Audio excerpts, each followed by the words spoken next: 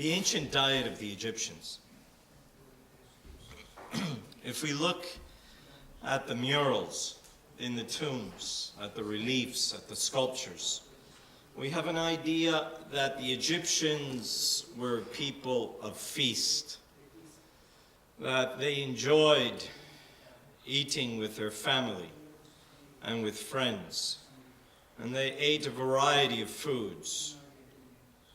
As you can see here, they ate under the sun god Ra, under their gods. They ate for the glory of their gods. And you can see in the murals of even sharing food one with another, perhaps some garlic here or an onion being shared between two princesses of the Egyptians. But there were also times of famine where the Nile did not rise and there was death because of lack of food. As we look at the murals and tomb reliefs, we see a number of interesting food-related illnesses. This is Cleopatra in the middle, and she has an enlarged thyroid, as if it was goiters, and there's a debate between historians whether she actually had goiters or the artist was angry with her and wanted to seek revenge. On the right of Cleopatra, you see a blind harpist who is playing, perhaps due to a venereal disease or perhaps due to diabetes that leads to blindness. It's the primary cause of blindness in the United States is diabetes. On the left here, you see a mural of a young princess being comforted, and she is vomiting. Could it be that she is suffering from bulimia, from anorexia nervosa, and she is vomiting? They say that 1 out of every 10 female students in the United States in the university suffers from bulimia. The same diseases the Egyptians had are the same diseases we have, because the diet they had is like the diet we have today. We call it the SAD diet, the standard American diet. And on the top, I'm sorry I'm not able to see because of the lighting, but it's a half, oh, I'm going to have to charge. It's half of a face representing perhaps a migraine that is sometimes correlated with certain foods, and with women, and in women with their cycle.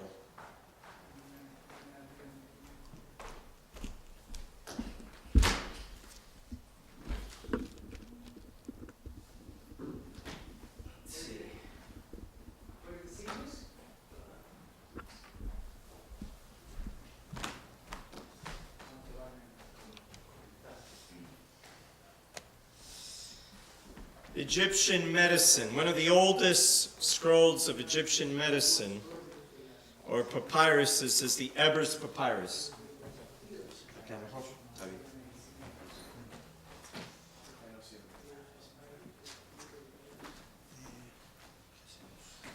And this scroll, the Ebers Papyrus, tells about the use of drugs and also the use of food as medicine.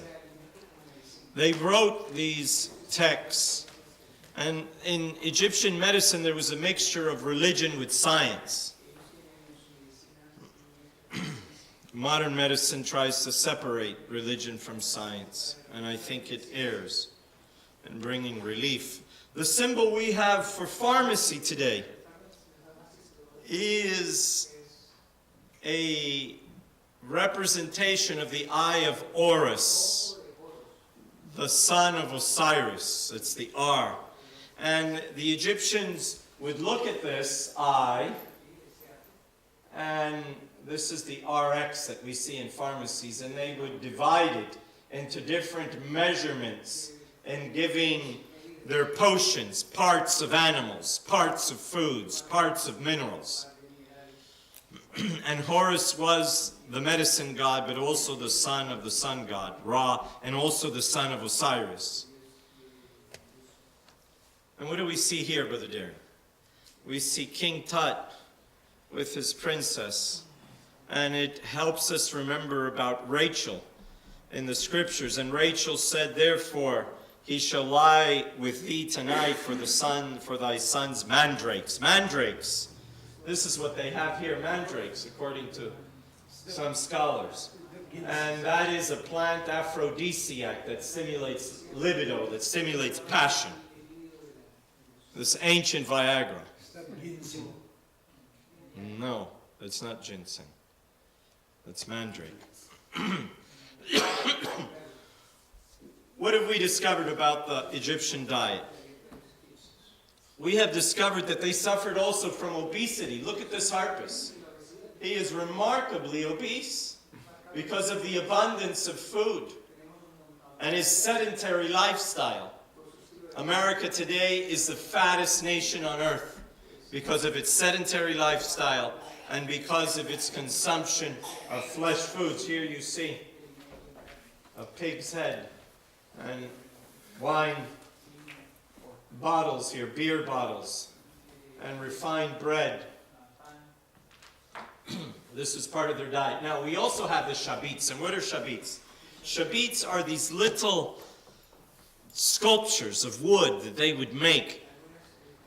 And they believe that through magical words, these shabits would turn into real people in the afterlife and serve the pharaoh or serve the nobleman.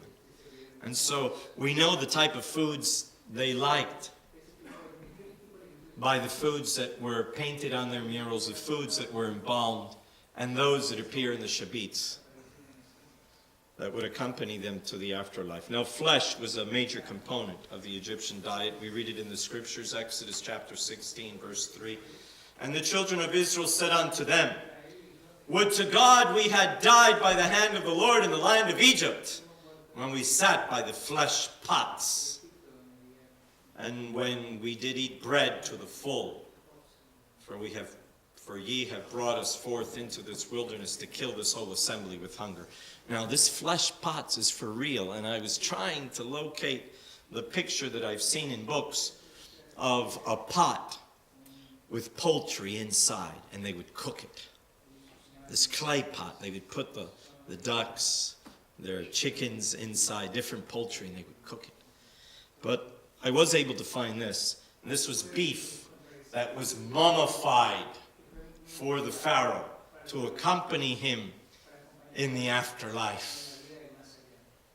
He wanted to make sure that he had the food to accompany him. And so you have this clay pot covered with this mummified beef. Sister White says, when the God of Israel brought his people out of Egypt, he withheld the flesh meats from them in a great measure, but gave them bread from heaven and water from the flinty rock. With this they were not satisfied. They loathed the food given them and wished themselves back in Egypt, where they could sit by the flesh pots. That is a literal representation that is archaeologically proven that the Egyptians would cook their flesh in these clay pots, and they'd keep them there. They would even mummify them in their pots. And they preferred to endure slavery and even death rather than be deprived of flesh. God granted their desire, giving them flesh and leaving them to eat till their gluttony produced a plague, from which many of them died. There's some researchers that have recently looked at mummies, and they've done some analysis, and they said that these mummies that they analyzed, they were primarily vegetarian. I don't believe that. That goes against everything that you see in the tombs of the kings. That goes against what the scripture says. That goes against what most scholars have said. There may have been vegetarians, I don't doubt it. There's always been vegetarians in society, but they subsisted on meat.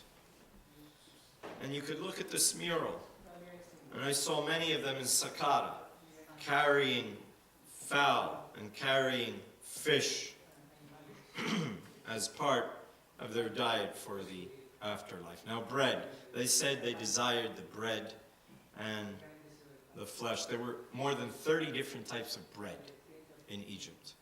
Here you can see this woman that could be from Mexico.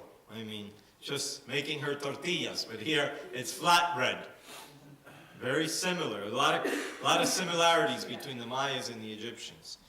Now, the Egyptians would even make their bread in pots, not just their flesh, but also their bread. Here they're putting bread into these pots. And they would add yeast in order for really pieces of old bread in order for it to grow, to ferment and grow. You see bakers. And there's a characteristic that whenever these archaeologists have excavated a bakery, you know what's next to it? A brewery. Always the bakery and the brewery. Why?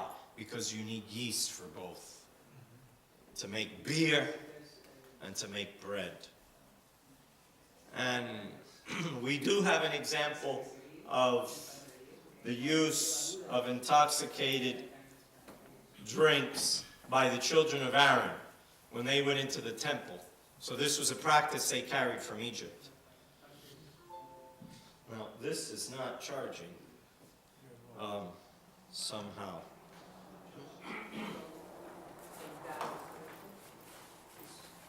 It's not charging.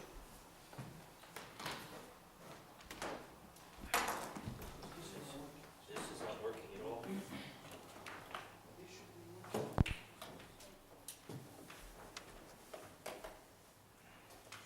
Yes, it's working now. I have a green light. Okay. And the house of Israel called the name thereof manna. And it was like co-reindeer seed, white. And the taste of it was like wafers made with honey. Now this is very significant. It says they were like wafers made with honey. Why are they making that reference? Because in Egypt there was a special bread called honey cake. Honey cake. And there it is, the honey cake. It was made from dates and honey, and you'd mix it with flour.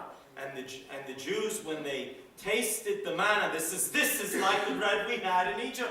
So in the beginning of the chapter, they said, oh, we would like to have the bread of Egypt. We would like to have the flesh of Egypt. What does God do? He gives them quail, like they had quail in Egypt, and he gives them these honey cakes that were sweet. And that's why they refer to them as wafers with honey. Let's look at the Hebrew word. It's taspishith. It only occurs once in the Old Testament. The word is 6838.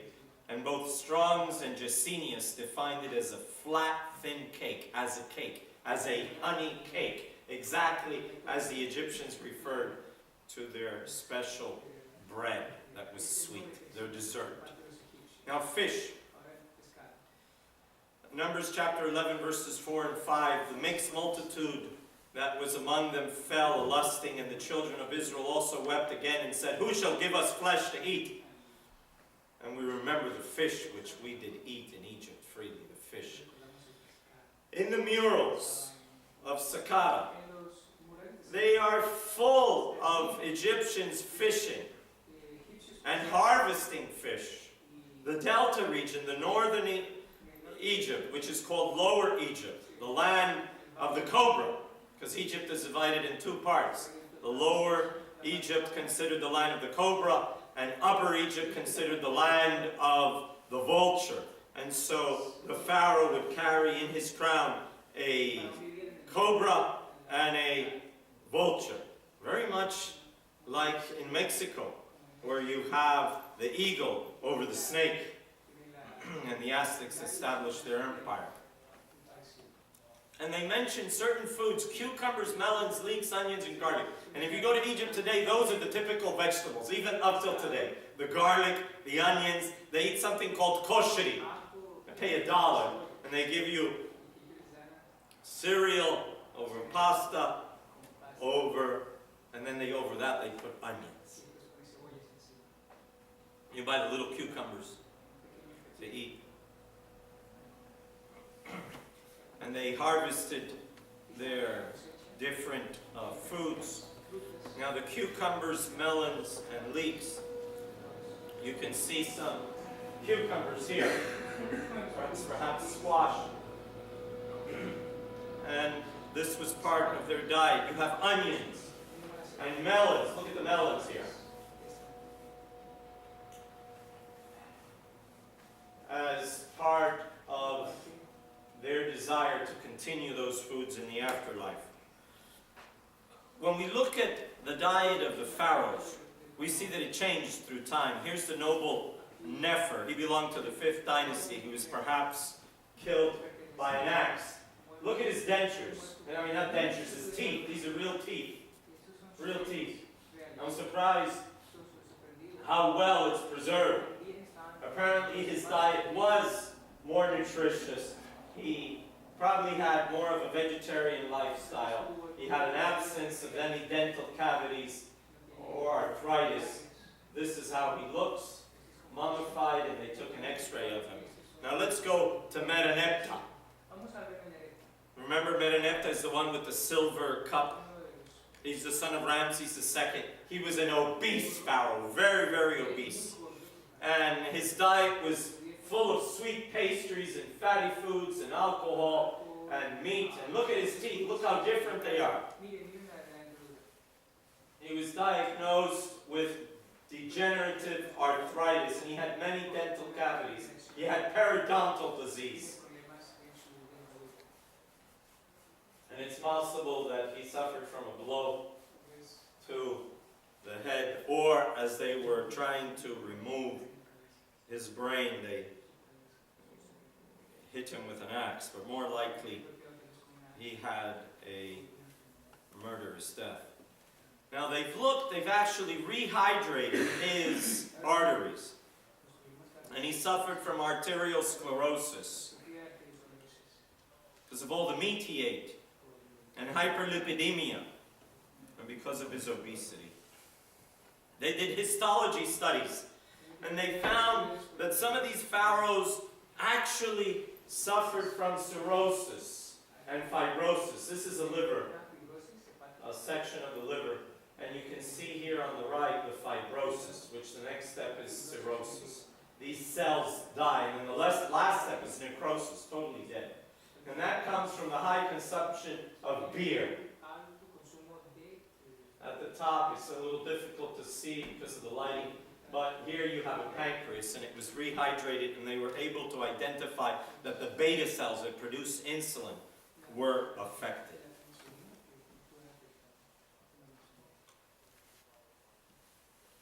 Did you know that the Egyptians believed in the final judgment? They believed that after you die, you have to go before God. I believe that much of their mythology is a perversion of the oral Bible that existed at the time of the Tower of Babel. Look at this scene. And I finish with this slide. This is Osiris. Osiris was killed by his brother Seth.